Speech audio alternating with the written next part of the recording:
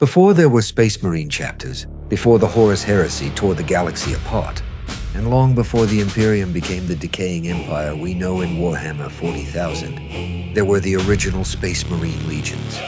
20 legions were created. Each was intended to be led by one of the Emperor's genetically engineered sons. The Primarchs.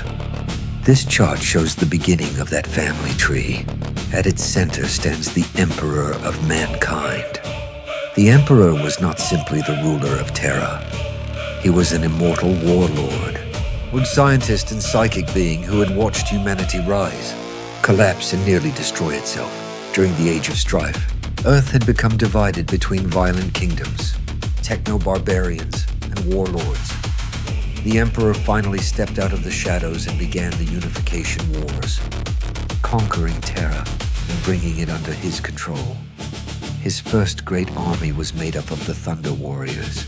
They were enormous, heavily modified soldiers built for brutal warfare. They were powerful, but unstable. Their bodies and minds were never designed to last. The Emperor needed something better. He began the Primarch Project.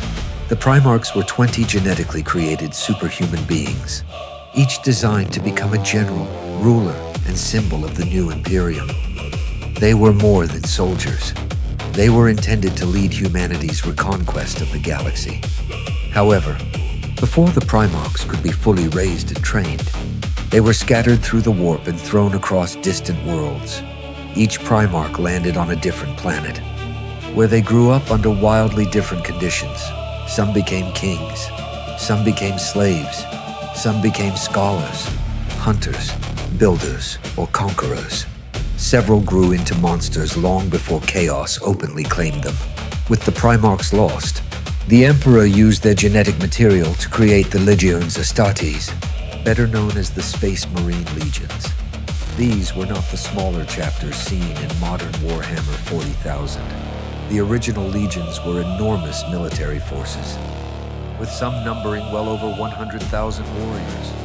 As the Great Crusade spread outward from Terra, the Emperor slowly found his missing sons and placed each one in command of the legion created from his gene seed. The colors on this chart show what each legion would eventually become. Blue represents the legions that remained loyal to the Emperor. Red represents those that eventually followed Horus into rebellion. Gray represents the two legions whose histories were erased. At this point in the story, however, the Horus Heresy had not yet happened. They were still brothers, at least in theory. The First Legion was led by Lionel Johnson. His Dark Angels were secretive, disciplined and equipped with some of the Imperium's most dangerous technology. The Lion had grown up hunting chaos-tainted beasts on the forest world of Caliban. He was a brilliant commander, but distant and suspicious, traits that would later create deep divisions. Within his own legion, the Second Primarch and Second Legion are unknown. Their names and histories were deliberately removed from Imperial records. The same is true of the 11th Warhammer has never fully explained. What happened to them? We know they existed, and we know something serious occurred before the Horus Heresy. But their final fate remains one of the setting's oldest mysteries. The Third Legion was the Emperor's children, commanded by Fulgrim. Fulgrim valued beauty, perfection, and personal excellence. His legion was one of the few permitted to carry the Emperor's name and the Imperial Eagle. That honor makes their eventual fall to excess and corruption even more tragic. The Fourth Legion was the Iron Warriors. Led by Perturabo, they were masters of siege warfare, engineering and the destruction of fortifications. Perturabo was highly intelligent, but bitter. He believed that his legion was constantly given the hardest and least celebrated campaigns. That resentment would eventually push him towards Horus. The Fifth Legion was the White Scars, led by Jagatai Khan. The Khan valued speed, independence, and open movement. His warriors specialized in rapid strikes, mobile warfare, and attacks that hit before the enemy could properly react. Although outsiders often saw them as simple barbarians, the White Scars had a deep culture built around poetry, tradition, and personal freedom. The Sixth Legion was the Space Wolves, commanded by Leman Russ. Russ presented himself as a savage warrior king, but he was far more calculating than he appeared. The Space Wolves were often used as the Emperor's executioners, sent against enemies who were not simply meant to be defeated, but completely destroyed. The 7th Legion was the Imperial Fists, led by Rogel Dorn. Dorn was loyal, direct, and almost impossible to intimidate. His Imperial Fists became famous for defensive warfare, fortification, and their refusal to retreat.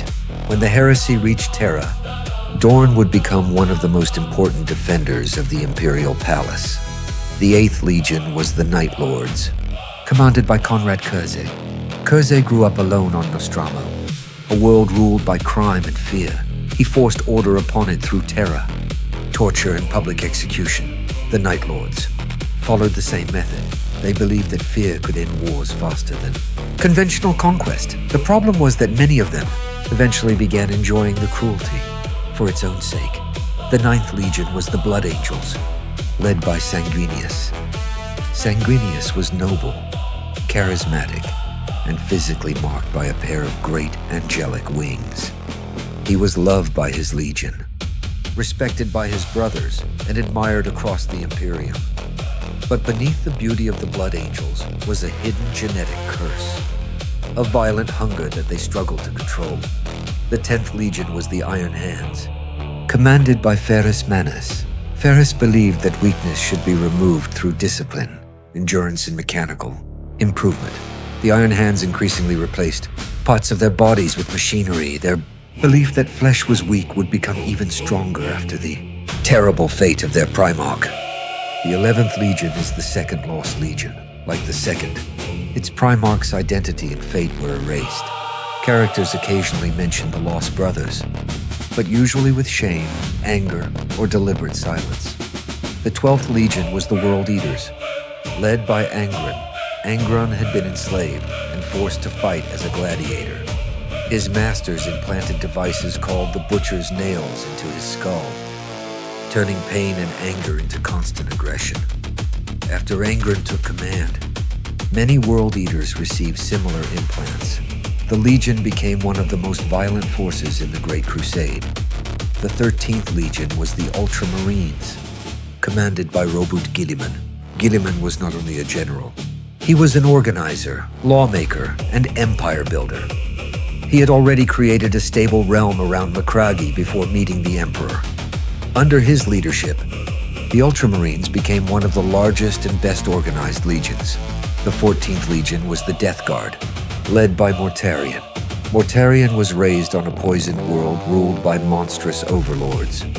His legion became known for endurance, chemical warfare, and the ability to continue fighting in environments that would kill normal soldiers. Their toughness would later be twisted into something far darker. The 15th Legion was the Thousand Sons, commanded by Magnus the Red. Magnus was one of the strongest psychic beings humanity had ever produced. His legion valued knowledge, sorcery, and the controlled use of psychic power. They believed their abilities could be mastered. The Emperor feared that they were playing with forces they did not fully understand. The 16th Legion began as the Lunar Wolves. They were led by Horus Lupercal, the first Primarch reunited with the Emperor and the son he trusted most. Horus was charismatic, ambitious, and remarkably skilled at bringing different forces together. The Lunar Wolves were later renamed the Sons of Horus. Eventually, Horus would become War Master and lead 9 legions in rebellion against the Imperium. The 17th Legion was the Word Bearers, led by Lorgar Aurelian. Lorgar believed deeply in faith and worship. He saw the Emperor as a god, despite the Emperor's demand that humanity reject religion. When the Emperor publicly punished Lorgar for this belief, the Word Bearers began searching for other gods. Unfortunately for the galaxy, they found them. The 18th Legion was the Salamanders, led by Vulcan. The Salamanders were powerful warriors and gifted craftsmen. Unlike many other legions, they retained strong connections to ordinary human communities. Vulcan taught them that protecting humanity mattered just as much as defeating its enemies. The 19th Legion was the Raven Guard, commanded by Corvus Corax. Corax had grown up leading a rebellion against cruel rulers. His legion specialized in infiltration, sabotage, and sudden attacks against key targets. They preferred carefully planned strikes rather than throwing thousands of warriors into wasteful frontal battles. Finally, the 20th Legion was the Alpha Legion. Its Primarchs were Alpharius and Omegon, twin brothers whose identities were deliberately blurred. At times, ordinary Alpha Legion warriors even claimed to be Alpharius. The Legion specialized in deception, infiltration, misinformation, and long-term schemes. Even during the Horus Heresy, their true goals remained difficult to understand. The relationship between Alpharius and Omegon and their true loyalties remains deliberately uncertain. Together, these legions became the main weapon of the Great Crusade. They conquered worlds, destroyed alien empires, and reunited isolated human civilizations with the Imperium. But they also carried the weaknesses of their Primarchs: pride, anger, jealousy, fear, need for approval, and resentment towards the Emperor and one another. The family tree had been created to unite humanity. Instead, its branches would soon turn their weapons against each other. On the next page, we will follow the rise of Horus, the division between loyalist and traitor legions, and the opening moves of the civil war that almost destroyed the Imperium, the Horus Heresy.